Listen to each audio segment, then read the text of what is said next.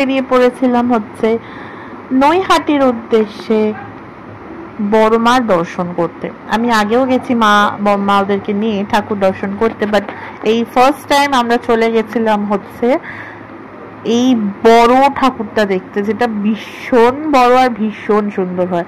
কিন্তু ভাবতে পারিনি যে কি এত ভিড়ের মধ্যে পড়বো। মানে জাস্ট আপনারা ভিডিওটা দেখুন যে কি বিশাল ভিড়। মানে আমি দুর্গা পুজোতে এরকম ভিড় দেখেছি, বাট কালী পুজোর বড় মাকে দেখার জন্য এত ক্রেজ, মানে ভাবলেই অবাক হয়ে যায়। প্রচন্ড ভিড়, তার মধ্যে কিন্তু ওইদিকে এখন বেশ ঠান্ডা পড়ে গেছে।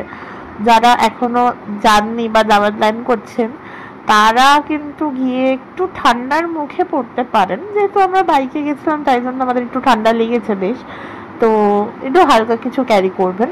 বাট এত আনন্দ হয়েছে, এত আনন্দ হয়েছে, মনটা না ভরে গেছে মাকে দেখে। মায়ের মুখটা এত সুন্দর, আর হাজার হাজার লোক ওখানে ওই ভিড়ের মধ্যে দণ্ডি কাটছে। তারপরে কেউ কেউ তাদের হয়তো মনোবাসনা পূর্ণ হয়েছে, এত সুন্দর সুন্দর ভোগ মাথায় করে করে নিয়ে আসছে। আমি তো ফার্স্টে ভেবেছিলাম যে পসিবলই না, মাকে দেখা হয়তো আমার কপালেই নেই এত দূরে এসে, কারণ এত ভিড় এত ভিড় কি করে দেখবো বুঝতেই পারছিলাম না। কিন্তু 1-1.5 ঘন্টা লাইনে দাঁড়ানোর পরে ফাইনালি এই মায়ের কাছে এসে পৌঁছেছে। কি সুন্দর